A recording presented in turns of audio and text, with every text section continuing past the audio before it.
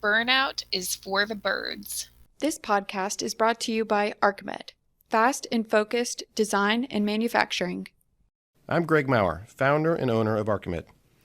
And I'm Caroline Squatrigo, talent engagement specialist.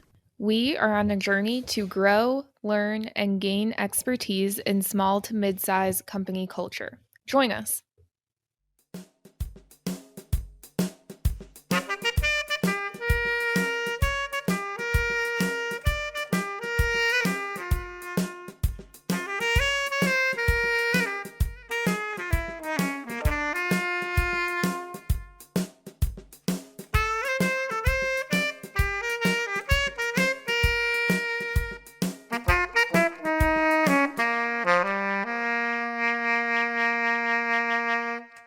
Okay, Caroline, what's the question of the day?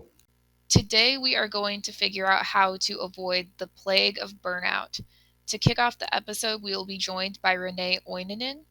As a registered nurse and senior consultant for Practicing Excellence, Renees provides practical skill building to support the clinician experience. And she also has some firsthand burnout experience that she is going to share with us. Then we'll be speaking with Dr. Profeta. Dr. Lewis is an emergency room physician, accomplished author and blog writer, and sought-after speaker on a variety of topics, from the opioid crisis to college kid shenanigans. Dr. Lewis has treated burnout and has dealt with burnout within medicine. Finally, we will delve into what academia has studied and discovered about burnout and burnout prevention with Dr. Jim Quick. Jim is a professor of management at UT Arlington with a PhD and an MBA under his belt.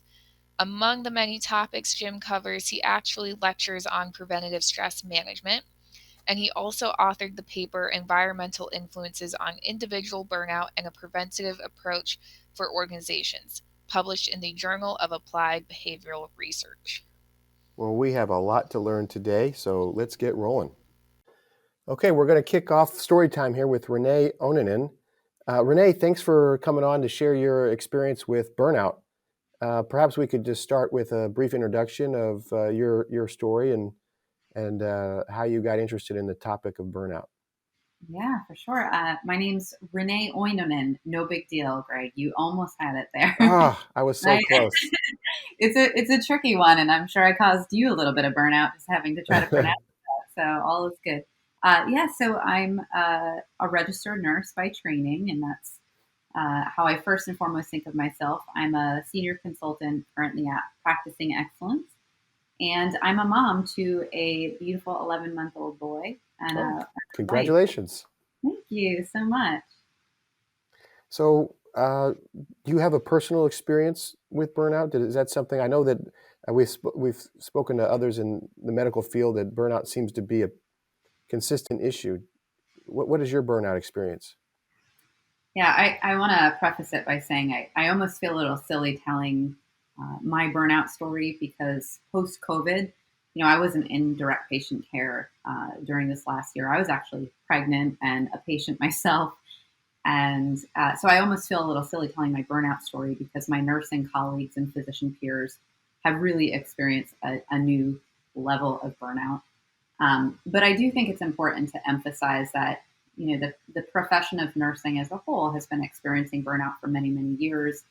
And so pre-COVID, this was already something that we were facing. And so it just made it that much worse. But my experience with burnout was kind of an interesting one, because in my line of work now, I often work with organizations, supporting them with identifying causes of burnout and how to improve.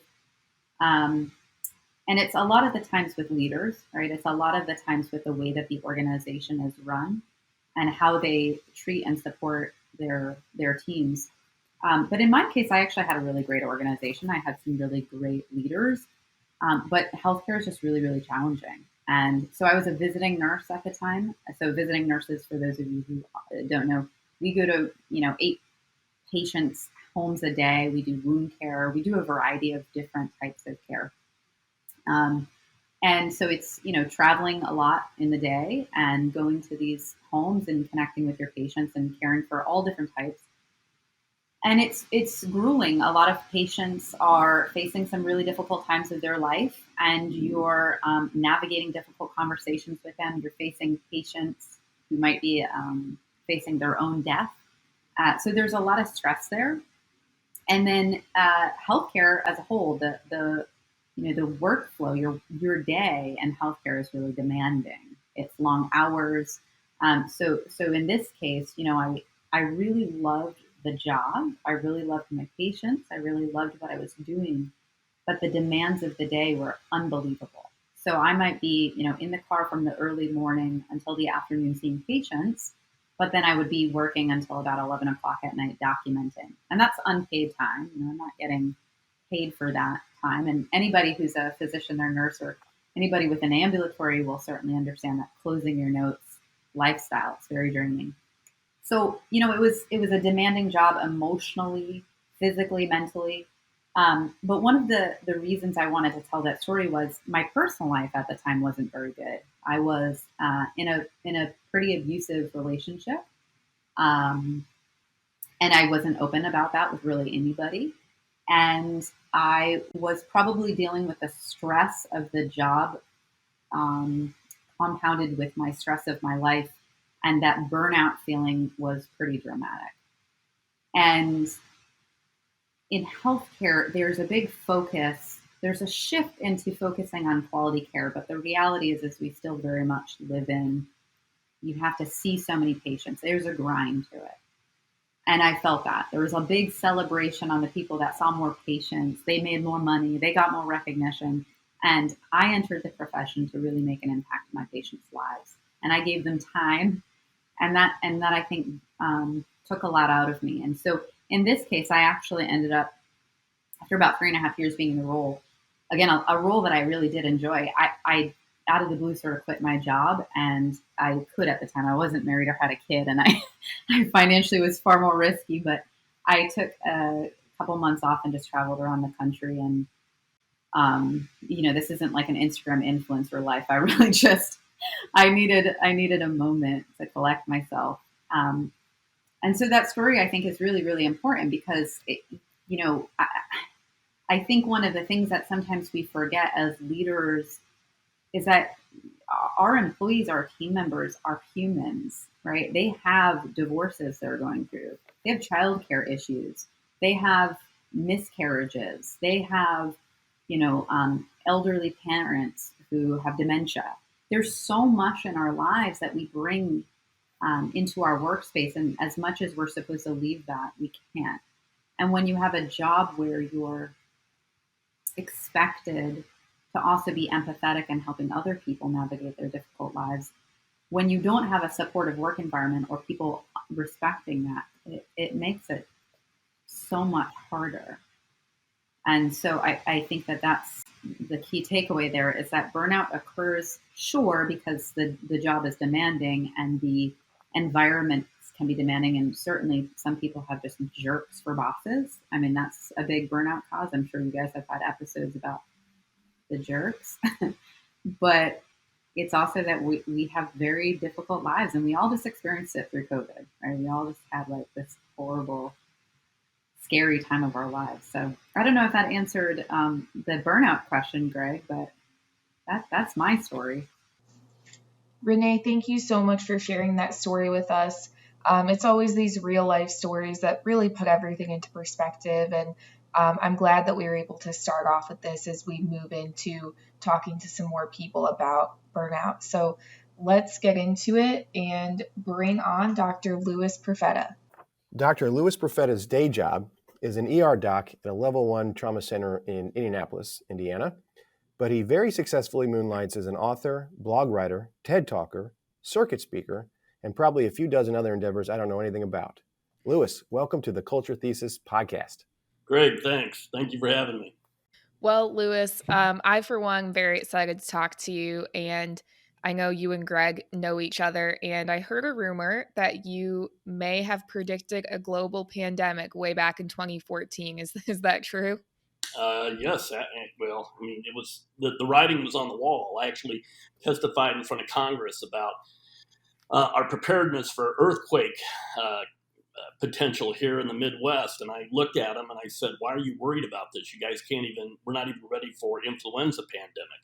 So I had written an article right around the time of Ebola, saying, what scared me more in Ebola was the prospects of a pan flu epidemic on par with what we saw in the turn of the century, like Spanish flu, and that we were ripe for it, and that our infrastructure of healthcare in America was not prepared to manage a viral pandemic, and that we would probably see hundreds of thousands, if not millions, of people die in our lifetime because of a viral pandemic. But I thought it was going to be influenza variant, not coronavirus variant. Well, I'd still call that pretty prophetic. And I know we're here to talk about burnout and how burnout can negatively impact a company's culture and employees. But I was reading your website. I love this quote from someone who attended one of the talks you gave to college kids. You give for their listeners' benefit. Dr. Profeta gives talks to college kids about risky behaviors and in the hope that they will moderate those risky behaviors and make better decisions. And so here's a quote I read, and I just thought I'd share this. I apologized to my dad. This is somebody after listening to your talk. I apologized to my dad for every stupid thing I have done thus far in my life, and told him I would finally make good decisions. Man, I mean, I'm a father, so you gotta be in pretty high demand from every parent in this country to work that kind of magic.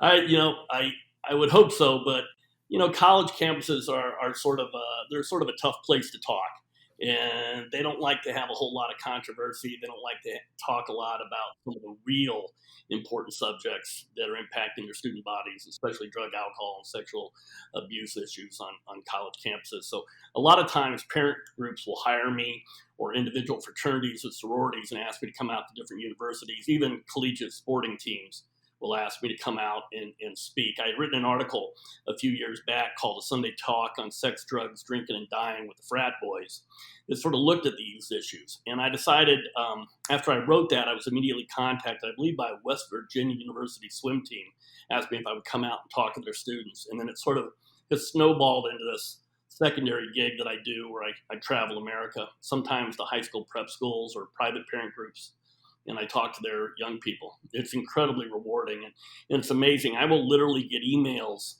from parents on the way back to the hotel from the speaking venue saying, you just spoke at my kid's college campus. My kid called me up and cried and told me that you talked to him and thanking me, in emails, literally in the car rides back. So it's a pretty powerful and pretty brutal talk.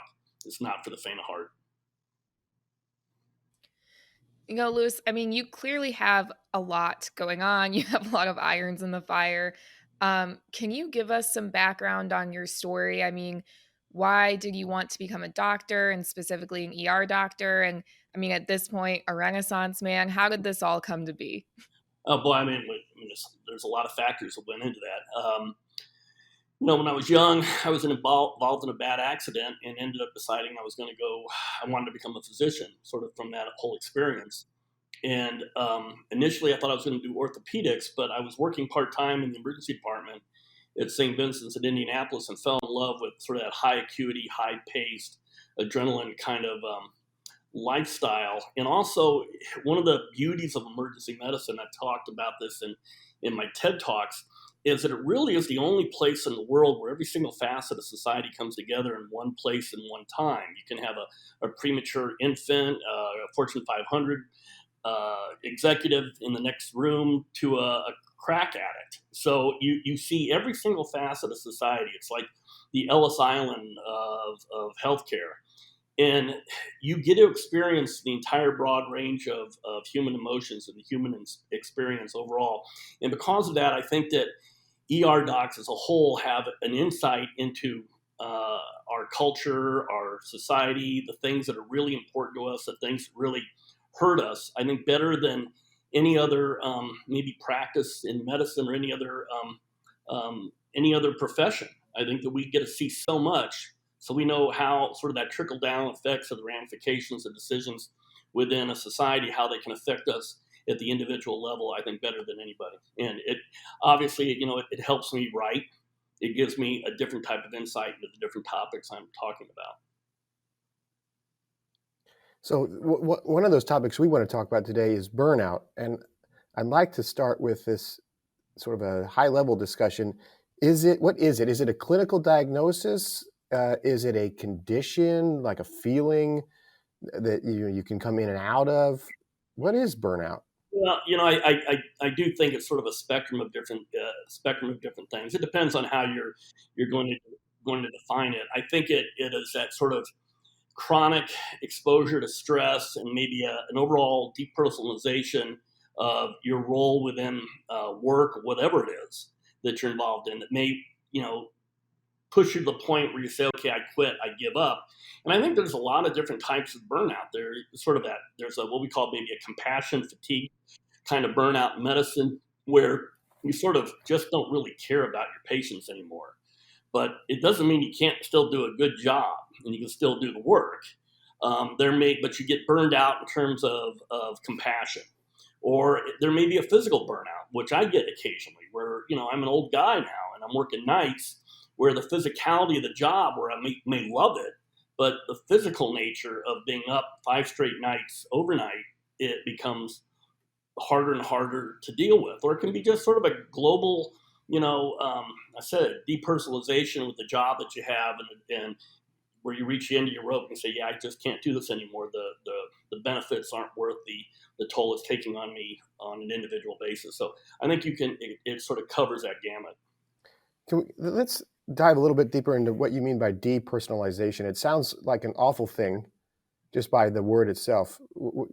Let's dig a little deeper in that one. Well, one of the articles, Greg, and I think that sort of maybe drove you to talk to me about this is I had given a talk at Columbia University, or a conference that they were having a few years back. I had written an article called "These 4 Words That May Offend You May Also Just Save You," and I'm gonna tell you, of all the articles that I have written, that is the one that I am perhaps most proud of. I mean, it's been published in magazines all over the world. It's actually in a cookbook, a veterinarian cookbook in Australia. Huh. Wow. And I've had so many emails about that article over the years. I mean, literally thousands of emails with people saying that article saved their lives. And I think that what happens is that, especially nowadays, so many people tie their job up, their job and what they do for a living becomes sort of it becomes, I don't want to say personal, but it becomes sort of a point of identity about who they are. Okay. And that's one of the reasons why, if you look at my LinkedIn profile, I put, what my occupation is as a father and a husband, but just an ER doc. Okay. And that a lot of people have a hard time separating themselves out as an individual from their job. And so their job becomes personal to them. So then when maybe they're having stresses at work, or maybe their job performance isn't good, it translates to them that on an individual level, that maybe you're no good, or that you as a person aren't a good person because you can't do it. They can't separate out the job them from the person them.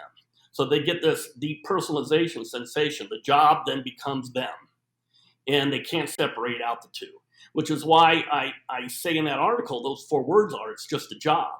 It's not your life, in that you have to separate out those two, that you're talking about 2 different entities. And once you do that, and if you're able to separate out those 2 things, the problems at work don't become a personal issue to you. Mm-hmm. They sort of move away from that. Yeah, you don't want to take it home, those stresses. I remember I took some stresses home, and my wife, after about 20 minutes, said, "You need to go drive around the block a few times. Your drive home wasn't long enough, clearly, for you to get rid of the stresses of work. You took it home, and that's no good." And the point was well made. Absolutely. And you have to, and hopefully, if you have a spouse at home that is able to allow you to decompress, and that the home has to become that sort of respite. If it isn't, then the problems just become, they heap themselves upon each other. Then the work problems become home problems, and then they all just sort of mold into one, gelatinous blob that you can't clean up.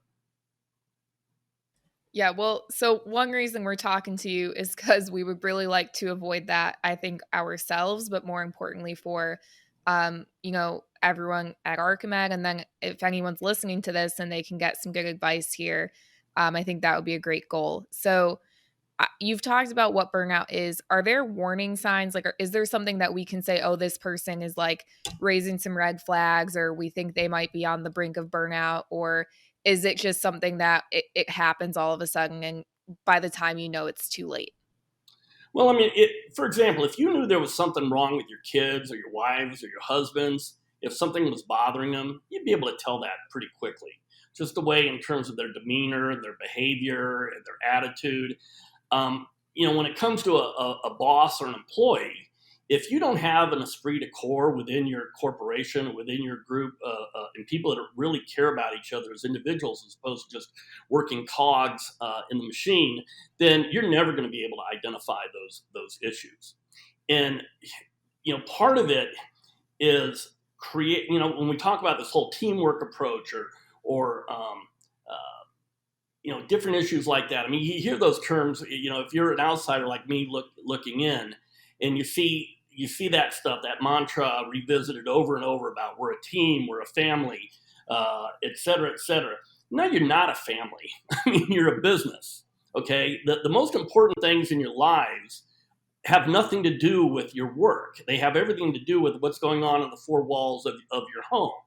But if you can create a culture within your business, like our ER group, we're a private group, does an incredible job of doing this, that it's drilled in our heads over and over and over and over again, that the most important thing for us is our own well-being in our homes and our family. Okay, that is the most important thing. And that the thing that you can do best for your employees, your partners in your group, is to make sure that they're able to maximize their potential at home. Okay, not at work, but at home. That they leave work with an sort of a sense of accomplishment, that they're well compensated, that they're appreciated, and that they can take that attitude home with them and be a better father, be a better mother, be a better brother, sister, a sibling. But we want their well-being to start and begin, and first and foremost, to be at home. And that will translate into everything being better at work. And one of the things that we will do constantly is that we make sure that we can free up time for our employees to do everything from go to, a kid's basketball game or a choir recital. We constantly will go in for just a couple hours of work to cover for a partner so they can go away in the middle of the afternoon and go have maybe lunch at their kid's school on Father's Day, at the kids, stuff like that. Individual little, 1 hour, 2 hour breaks during the course of a week that might help free up people to have a special moment with their family and kids. And that is first and foremost of importance. And if you do that, I'll tell you, it translates into work performance. I like how you framed it, that maximizing one's potential at home produces better work. So it's and we've covered, a lot of times when we get into these discussions, we realize that there's a confluence of the right thing to do, or the thing that makes you feel good, and good business. And when you get both of those things, it's wonderful. And I think this is an example of that. So one question I had was about capacity. We all have different capacities to absorb work and responsibilities. And, I might have a higher capacity than the person next to me, and being, more engaged or doing a whole lot more stuff or what have you. But when I feel what is either stress or burnout or something like that, it's when I'm close to my capacity. That's when I start to feel, and I feel like I'm being pulled in different directions. And when we talked about home, I walk in and I got 3 kids that all need me, and my wife has demands that on me that I need to fulfill, responsibilities, etc. I have philanthropy, I have work. I feel like I get pulled in a lot of different directions, and that's when I start to feel a little bit tight. That's the feeling I describe. It's a physical feeling. Oh, absolutely. And so the question is, do you think that we all experience burnout? It's just a matter of capacity. It's a function of how much of your capacity is being utilized. Oh, without a doubt. I mean, if you ask any physician, like the hardest class they ever took in college, they'll tell you, yeah, organic chemistry, the vast majority will. But there's always that one or two that had no issue with organic chemistry at all. They could study for 15 minutes and get an A. It's no different in any other facet of life. Some people are much better at multitasking, the way their brains work, the way they view the world. They're able to take a whole bunch of different responsibilities on themselves simultaneously, but also realize that you don't have a whole lot of insight of what's going on in people's homes or in their own personal lives. So you may see somebody doing something, maybe a Starbucks employee not being quick enough with your coffee or getting something wrong, and it's easy to jump to the conclusion that person is just not good at their job. But then if I told you, hey, that person is worrying about a sister at home with metastatic ovarian cancer, all of a sudden it becomes a different, you're looking at a different individual. So that requires, if you're a boss or you're a leader, that requires you to have insight into your employees, what their capabilities are, what their home lives are like, what their interpersonal lives are like, or there are other stressors that maybe you can help them alleviate to help them have a better capacity. And then, also, especially with medicine, especially when it comes to young doctors joining our group, I can see people much faster. I can move people through the system much quicker. And giving them the tools and having them being open to teaching them to be better and showing them how to do items without being condescending or tasks without being condescending. I mean, that all stuff works great. So you touched earlier on, the importance of not bringing your work home with you. I'm a huge culprit of this. I think you could ask my boyfriend. All I talk about when I get home from work is work. It's always on my mind. It's something I need to work on.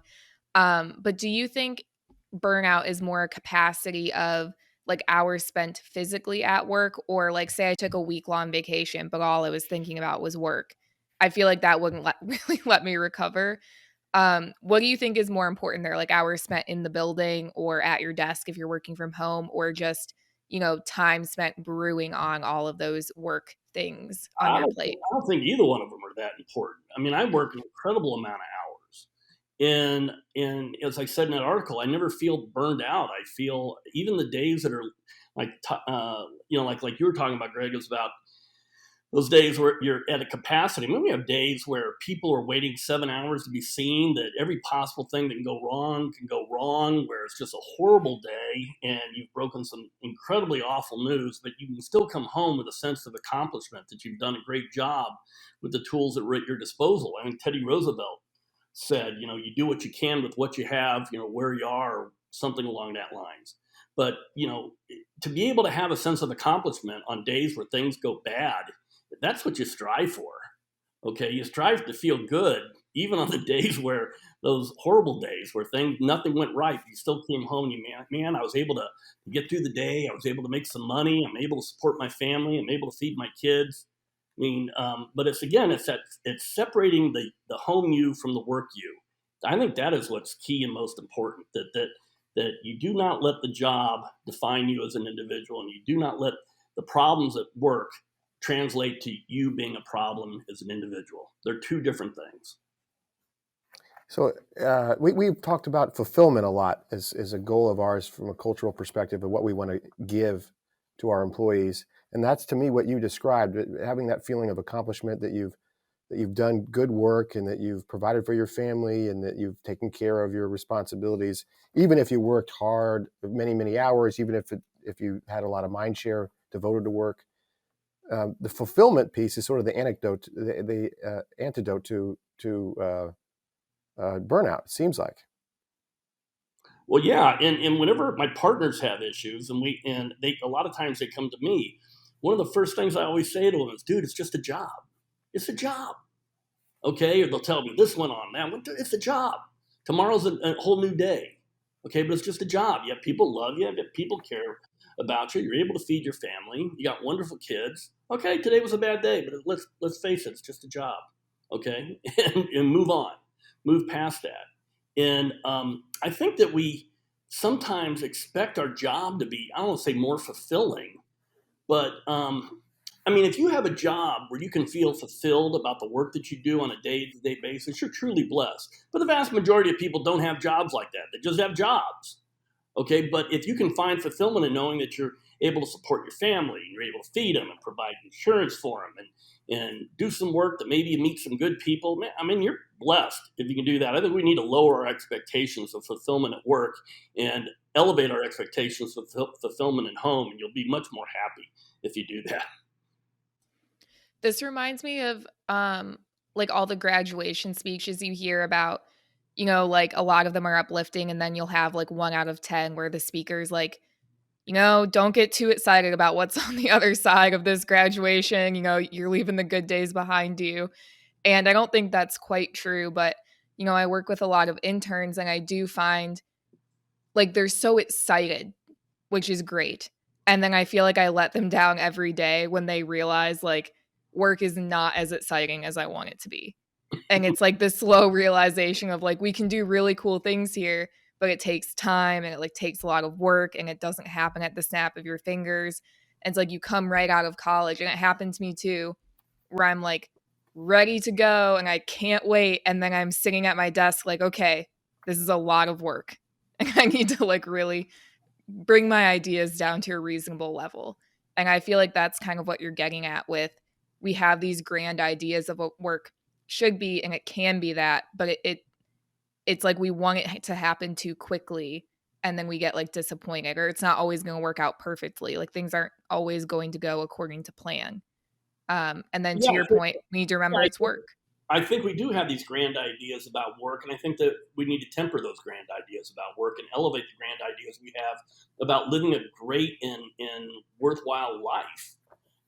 It's the life outside of work, and you can elevate that to infinite heights, whether it's through love, whether it's through friendship, whether it's through gardening or walking or sports or activities or the day-to-day interactions with your fellow human beings. I mean, that's what we need to elevate, and that work is just a mechanism, a tool, a mechanism to give you the tools to be able to enjoy those fruits and to be able to enjoy those times and those other pursuits. And like I said, if you're blessed to find both within a job, man, you're really blessed. But guess what? That's far and few between. It doesn't mean that it can't happen and that you can't find a real high degree of fulfillment at work. But first and foremost, your high fulfillment should be outside of work. Yep. Caroline, maybe we need to begin to manage the expectations of applicants about the work experience, because I suppose that your contentment and maybe even burnout is related to your reality compared to your expectations. What about through your life in medicine? Did you ever come close to experiencing burnout? You mentioned you don't feel it today, but did you ever have issues? Yeah. There was a time where we changed from a paper charting mechanism to the computer charting order entry, and literally I was able to go from seeing maybe 4 patients an hour to like 1.5 patients an hour. Productivity absolutely plummeted because the complexities of the EMR were almost beyond my control. And I remember just literally being up all night going, I can't stand this. It's impossible. I can't do this job. And then I realized, these are the tools, again, that I've been given to work with. I can only do the job that I can do within the confines of the tools that I've been given. And once I sort of surrendered myself to that realization, okay, and let that system sort of, not say necessarily collapse, but know that that's no longer my worry. This is what the hospital wants. This is what the hospital implemented. It's their baby. Okay, this is the job that I can do with the tools that I've been given. It's somebody else's problem at that point. Yeah, I mean, did it hurt patient care for a while? Yeah, it did. Okay, but we ended up fixing it based on, changing staffing and doing some other things and finding solutions. But yeah, there's plenty of times. And I, Greg, you know the story. My son had leukemia, and he was in the hospital for 7 months. And there were periods where his blood count would recover in New York City at Sloan Kettering. And I'd hop in a plane, fly back to Indy, and I'd literally work. At one point, I worked 17 straight days in a row. 17 straight 8 to 12 hours just in a row, nonstop, not a day off, because it actually helped me deal with my son's illness, to have my brain occupied and work. Can you believe that? Work in the stressful environment in the emergency department for 17 days actually helped me deal with my own son's illness. focus. If I didn't have that, I'm not sure what I would have done. I probably would have gone crazy. So yeah, there's been plenty of time where I've gotten close, but again, I refocus. I realize why I do the job, and I focus on the beauty of it, and the benefits of it, and that I'm doing something, I'm helping people, and it helps me get through the day. So, in preparation for this, Greg and I both read an article, and it was pretty short and sweet, but the gist of it is, it's the manager's job to assign tasks, and it's the employee's job to say when it's time to go home. And it was really getting at, whose responsibility is it to avoid burnout? I think Greg and I came into this thinking, okay, well, as, employers, or on my side, just someone who works with people, what can we do to help? And we've talked a bit about that. But do you think a lot of it does lay on an employee to say, I've worked a full day and it's time to go home now? I heard that title and I went, are you kidding me? I mean, I sat there, yeah, I guess, is it the managers? Yeah, okay, I guess in a practical world, that's what it is. I think more likely it's the manager's job to lead by example and to show what's capable, okay, and to work, to create that esprit de corps. I think that's what creates a good manager. It's not the assignment of tasks. It's it's funny. Occasionally, I will watch like our cleaning crew in the hospital, and these are people that are lowest paid employees within the hospital system, and they have some of the toughest jobs in the world. And occasionally I will watch some higher level manager in housekeeping come down. That person is never in housekeeping gear or a uniform. They always have, a tie on or a pantsuit, and there's a bunch of work going on, and they're sitting and pointing and do that. And you got to get there and do that. And so many times I've literally, as they've come over, picked up the garbage by myself, tied it up, thrown it into a basket for them and stuff. And I'm always amazed about how these people can walk around with the lowest paid employees in the world and just sort of point fingers to move. Why don't you just pick up a rag, show them, lead by example? A lot of times our managers, our nurse managers and administrators within our ER, when we get overwhelmed, they will come out of the offices and they will start IVs. They will empty bedpans. They will, the managers are the ones that come in, they step to the forefront, and they do a lot of the tasks that really are way sort of below their pay grade, but they know that if they get in there and they help and they lead by example and they show that they're willing to step up during times of crisis and do the menial work, man, that has an incredible boost to the esprit de corps of the entire ER when that happens. But the other way around, that's why I love going to businesses and seeing small businesses and seeing somebody, an executive, come out and pushing a mop or picking up a rag or doing some scut work or helping load a truck. Man, I love it when I go there as a third party individual and I see that happen. That tells me that person is invested too, and he's wanting to sort of take the slack off some of his lower level employees and help out. I think that is great.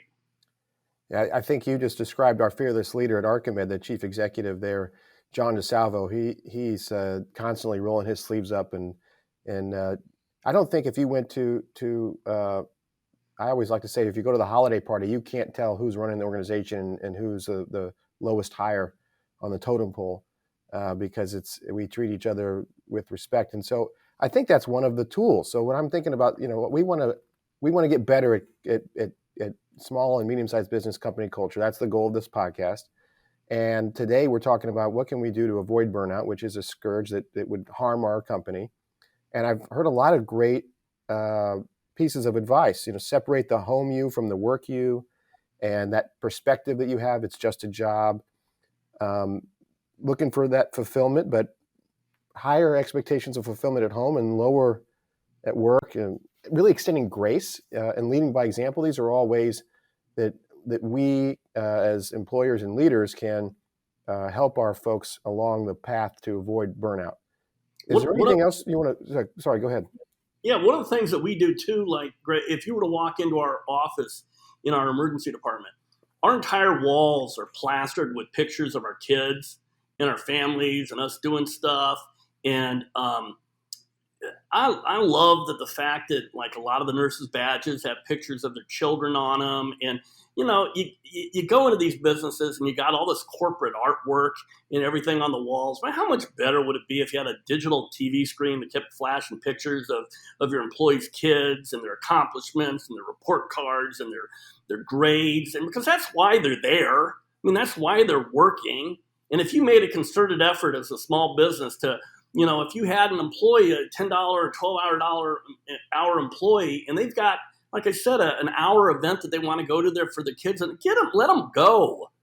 Cover their work for them for a friggin' hour. I mean, 1 hour of going and having lunch with your kid or doing something special with a family member in the middle of the afternoon. I mean, God, how refreshing would that be? Okay, and I just think that if you make more of a commitment to allow, especially your lower paid employees, to be able to break away and do something special with their family in the middle of the afternoon on a weekday, I think that you're going to create a much better culture within your organization. Yeah, That out. we're proud of that, and that we offer that. And one of the things that we're trying to figure out is how to maintain that kind of flexibility.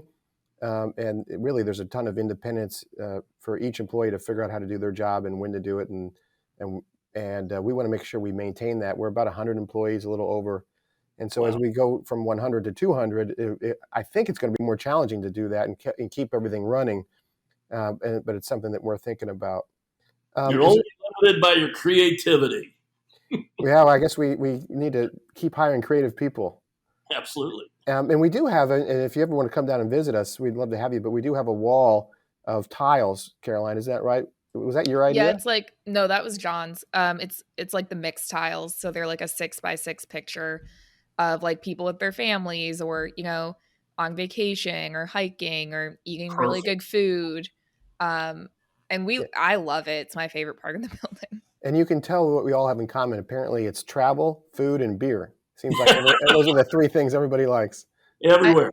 Yeah, I know. I remember the first round of pictures we did. Someone was like, I love this picture of me, but I'm holding a beer. Is that okay? I'm like, I think it's encouraged. I think we'll be okay. You get bonus points. Yeah. Well, is there anything you want to leave us more generally, perhaps on the topic of company culture that you've found works within your group? Again, if you're a manager, and I'm a senior partner of a very large physician group. We have over 100 doctors now. And especially if you're sort of the high end, I guess the silverback, kind of gorilla that within the organization, whether you're whoever you might be, get to know the people below you, ask about their kids before asking about their jobs, ask about their homes and their family before today's productivity numbers, stuff like that. Be focused on those people as individuals. Get to know your employees, or like I said, their names, their hobbies, things like that, and start all conversations like that before you dwell into work. Put that on the forefront of your consciousness, that these are individuals with problems at home, with lives at home, with issues. And the more that you talk to them on a daily basis, get to know them individually, the more they're going to feel that they're appreciated and that their work is valued, if you value them as a person first. Well, great. Thank you so much. I'll be sure to link your website, couple of articles so people know where to find you and to learn more. But we really appreciate you coming on. I think you left us with some really good ideas and some good concrete tools to take with us. So we definitely appreciate it. And thanks for joining us. Thanks so much. We loved it. It was a lot of fun. Very good. That was a wonderful discussion with Dr. Profeta. And I can't wait to hear from our other doctor on this episode, Dr. Jim Quick, about how to avoid this plague altogether. All right. Well, welcome to the show. We have Dr. Jim Quick with us today. He has studied and taught on a variety of business topics, including preventing stress. So I think he's going to help us out with burnout today a lot. Okay, so Jim, one of the topics covered in your paper is the current absence of research and scientific literature on burnout. Do you have a theory on why that is? Is there a stigma around it? Is there a reason why people are avoiding this topic?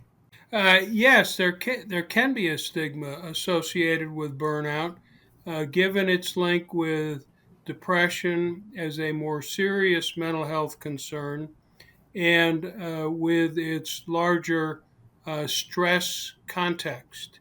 However, it's really important to understand that burnout is not a psychological disorder.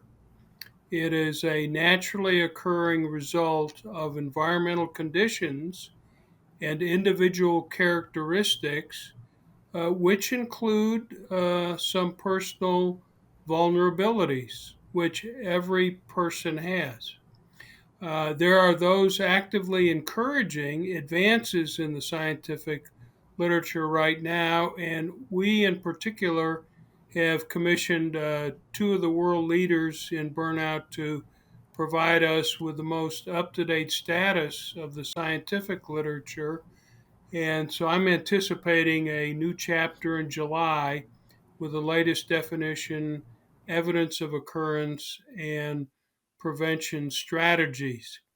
As a concept, burnout and a construct, burnout dates to 1982 when Christina Maslach first discovered um, burnout as a construct. And it took her a long time to really break into the scientific literature with it because there was so much resistance within the community to the notion of burnout.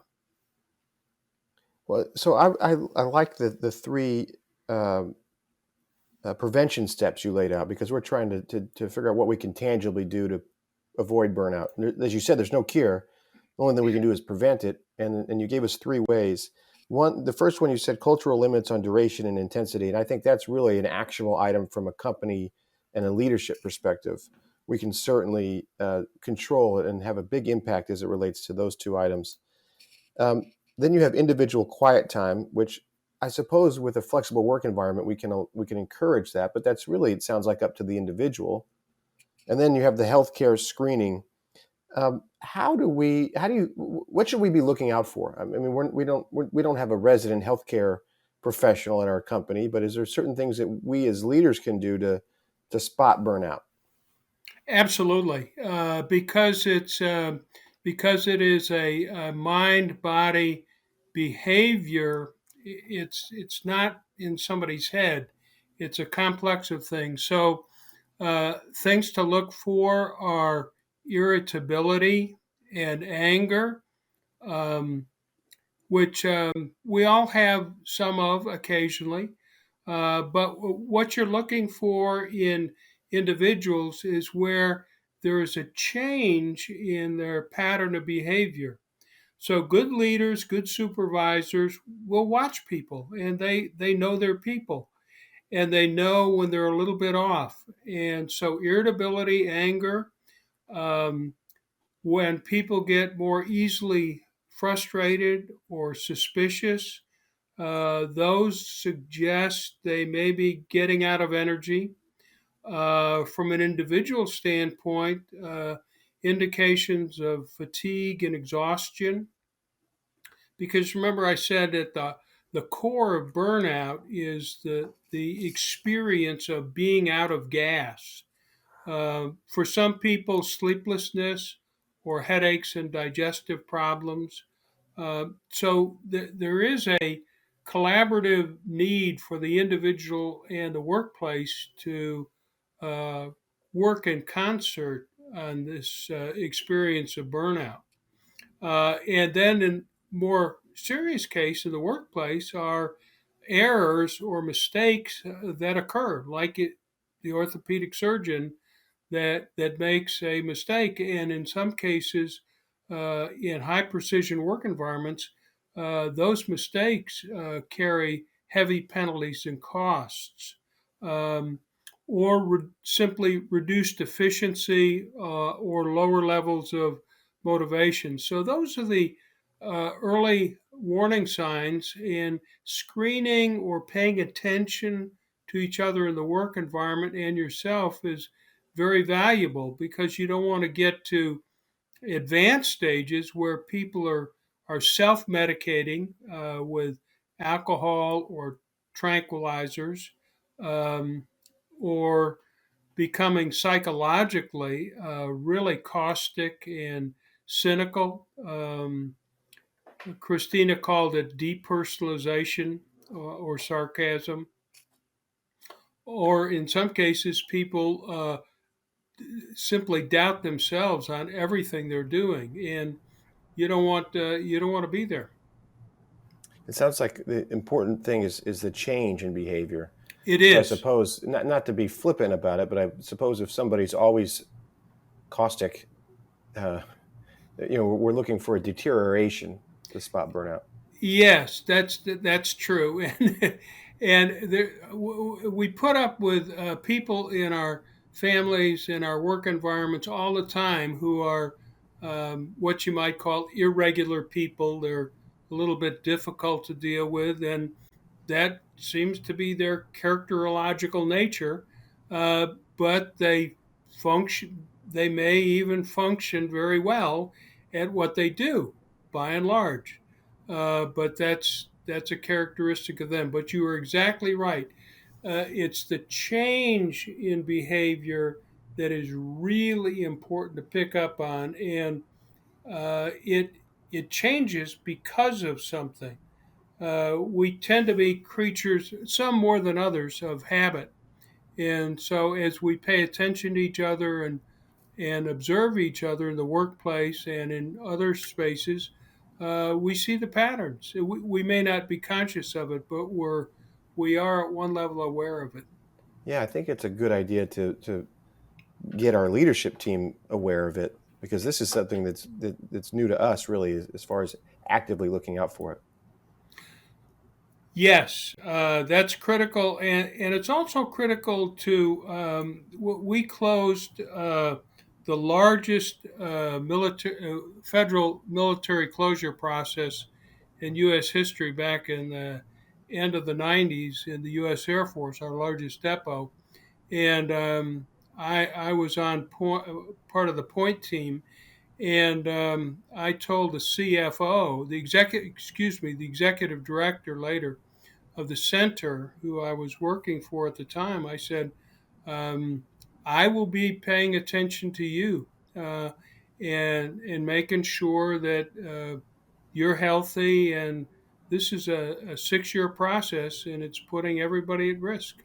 Hmm. And he did an incredible job.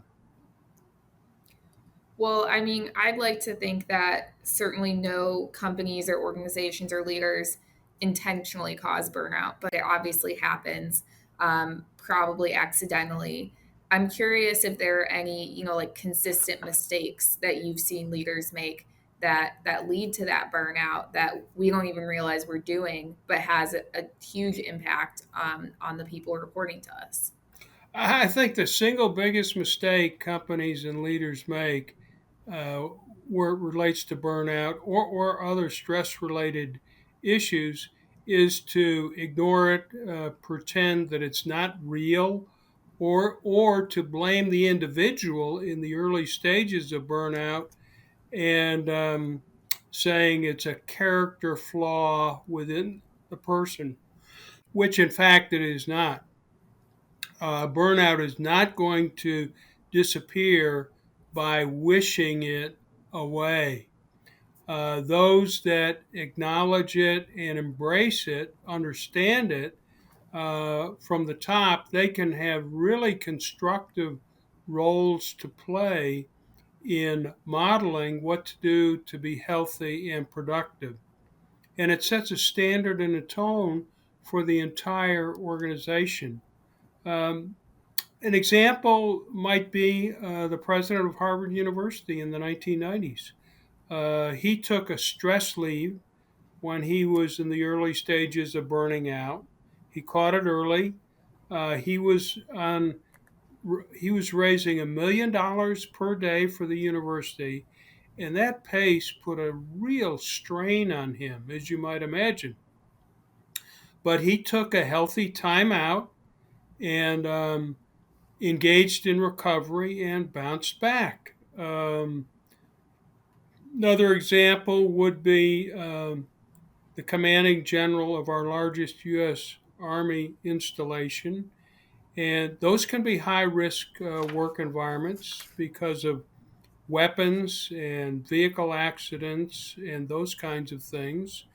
And after an interaction with a young trooper's wife, he set a limit on their duty day, a hard return at 6 o'clock. Everybody is home for dinner with their family, and that includes the commanding general himself, and he started acting on that. And over the course of the next year, accident rates, domestic incidences, other kinds of problems, burnout, anxiety declined significantly, while at the same time, their readiness and performance indicators for the organization improved across the board. So when we work, we need to work hard and fast and do well, but then we also have to have time for recovery, and that's what he was ensuring would happen. So it really begins at the top of the organization, and once that message comes from the top, it really makes a big influence through the entire organization. Yeah, I think one thing we've learned from this conversation, and I think the podcast as a whole, is, a lot of these topics we talk about are human based, and this one's no exception. And a lot of times, doing the right thing for your people really pays off in the end from a business perspective as well. And to your point, giving people the flexibility to enjoy their lives outside of work will lead to better performance while they're at work. And so I think that's a valuable lesson. And you've shared a lot with us on concrete ways to help prevent burnout. So I really appreciate you joining the podcast, and hopefully we'll connect again in the future.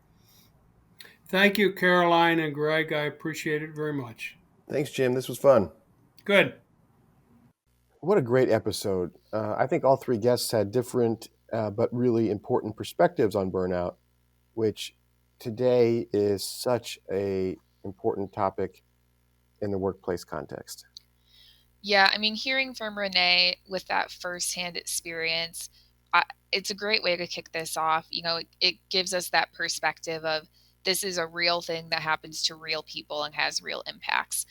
So I really appreciate her sharing that with us, and I think it's fun that now she can help work to combat this as well. Yeah, one thing that struck me when she said that you can enjoy your job and suffer burnout. Yes. And I think that's a really interesting perspective to maintain. Otherwise, you won't watch out for burnout if you enjoy your job. Yeah, absolutely.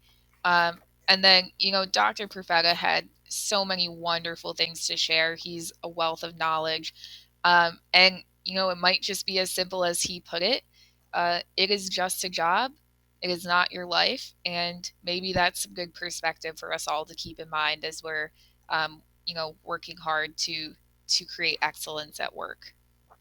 Yeah, and I'm not sure for me it is just a job, but his point that led up to that conclusion was you have to separate the home you from the work you, and I get that. I certainly understand that those are two aspects of the person of who you are, but they're both important and valuable aspects. So I value both those things. I value the work me and the home me, but I have to understand how to keep those sort of separate. Well, yeah, and I mean, with that, a lot of us have the tendency, myself included, to combine our just overall self-worth with our job performance. So maybe we had a tough day at work, maybe we didn't check off all of our to-do list items, and then, are we going home saying, because I didn't accomplish everything at work today, I'm a bad person. And I think that's a trap that we can fall into, and simply separating our mindsets from, I did have a good day at work. Maybe I didn't get everything done, but I provided for my family. I'm able to go home now and enjoy my life at home, and all the things that come with that. Yeah, I think that's part of that separation. And if you don't do it, you will take the negativity from one spot to another. I love a couple of the pieces of advice that Dr. Profeta gave us. One, lower your expectations at work and raise them at home. And I thought, wow, that's really something. We talk about expectations at work, expectations of others, expecting your best work, expecting all of those things that we expect from our colleagues. But I never think about expecting something at home or approaching expectations in the same way. And so Dr. Profeta said, if you maximize your potential at home, it will produce better work. And employers can do that. And I think we do a good job, but employers can do that by encouraging people to take vacations, to catch that play at their kids' school at 3 o'clock on a Wednesday. Encourage in any way that we can an employee to maximize their environment and their world at home because it's the right thing to do and it produces better work. And again, I love it when those things, the confluence of the right thing to do and the good business decision are the same thing. That's great stuff. Yeah, and I mean, I think it's important to note we asked Dr. Profeta, is this on the employer, or is it like some people think, really on the employee to say this is too much for me, I'm going to draw some boundary lines. And I think he actually laughed at that idea because of course it's on the employer, maybe not 100%, but we are responsible for an environment, we are responsible for expectations, and we're responsible for allowing people the flexibility to enjoy their life at home. And I think it's important that we take that on and make sure that we are flexible with people if they want to go out to lunch with their kid one day, and we can make sure that we can work around that. And also that we ourselves are setting the example, and we are saying, I'm going to go have a really nice, relaxing weekend this weekend, and I'm not going to think about work, and saying that that's okay. And we don't expect you to think about work all day, every day, is really important to, as we've talked about many times, walk the walk. It's not any different when it comes to burnout. Yeah, and another way to walk the walk is to extend grace to other people, especially the people that work for us. When something's going on at work, we have to understand we don't know what happened last night. We don't know what they're dealing with at home, with family, with their personal lives, with who they are as a person. And so we have to just assume that they're encountering struggles like most humans are, and certainly all of us do at some point, and extend them a little bit of grace. Yeah, absolutely. I mean, I think, Dr. Profeta has some great examples in his life when he's struggled with that work life balance a little bit. And it sounds like those are where he's learned the importance of, taking that time to be home and be like mentally 100% there as well. It's not fun to come home and all you're talking about is work. That's not fun for your family. And then you're not 100% focused on them, and then you're not getting that mental break from work that you need, doing the things that you actually enjoy, like hanging out with your kids, going out to dinner with friends, going to see a baseball game, stuff like that. Yeah, being mentally present at home is important. I'm glad we asked this sort of catch-all question. I think you asked it when you said, is there anything else you want to leave us with? And Dr. Profeta said, value the employee as a person first and foremost. Get to know your employees. And he said, especially your lower level employees who often don't feel as valued as somebody who's, say, running a sales department. Ask about their life, ask about their family, and then go into work. And in our predictive index research and learning, we realized that some of us are wired to have this kind of small talk that Dr. Profeta referenced is powerful, and some of us aren't. And I'm not. I'm not wired that way. I think that would be the B drive. I'm a low B. And I need to remind myself, even though I have a strong interest in their lives, to actually ask, to actually engage in the conversation. And that's something that I really want to do because I am interested and I need to make sure they understand that I'm interested in how they're doing, their well being. Well, and it goes back to our last episode when we talked about being human. I that's a key piece of having an enriching workplace environment is, let's bring our interests to work. Let's talk about our families. All of that's allowed. We have to be here, 40 hours a week plus for a lot of us. And and let's make it an enjoyable place to be around, and let's get to know each other. And I think with that, then you care about each other a little bit more. And that's when it just snowballs into extending grace to people when they're having a tough time, and supporting them when they go see their kids' baseball game during the day or whatever it is. I think it all is a nice snowball effect of these things here. Right. It's not just lip speak. We really believe it. And we have to do these things because that's what prevents burnout. And as our guest, Dr. Quick, said, there is no cure for burnout other than prevention.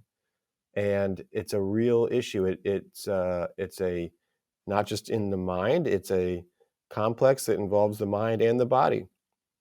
And Dr. Quick gave us some symptoms to look out for, especially noticing changes in the patterns of behavior with perhaps increases in anger or irritability or frustration or even fatigue. Those are all signs that we as employers should watch out for to make sure that we stay ahead of and address burnout that's developing. Yeah, absolutely. I was maybe not surprised, but disheartened to hear that burnout is not curable once you have it, because it is one of those things that it really hammers home how essential that prevention piece is. Um, and he talked about, three key ways that employers can support that prevention. Um, One of them, which seems pretty simple, is limit the duration of work and also the intensity of work. If you know that you've had an entire quarter of just you know fast deadlines and big goals and pushing people to their limits, maybe it's time to take a little bit of a break and encourage people to do something like spend that quality time with their family. um, and then on that level, individual quiet time, this might be more on the employee, but certainly them feeling like they have the flexibility with their employer to take that time for themselves and go on vacation, I think is really key. And then lastly, the healthcare screening, which you talked about, Greg. A lot of people don't have access to a dedicated, healthcare professional to look for these things, ourselves included, but there are behavioral changes that we can be on the lookout for to help catch it early. Yeah, those are things that we can do as employers, and I think we are doing those things, but we need to, as we grow, we need to make sure that we expand our ability to address burnout in the workplace. I thought this was a great episode. A lot of practical uh, stuff came out of this that we can really use to implement. I hope our listeners use it as well.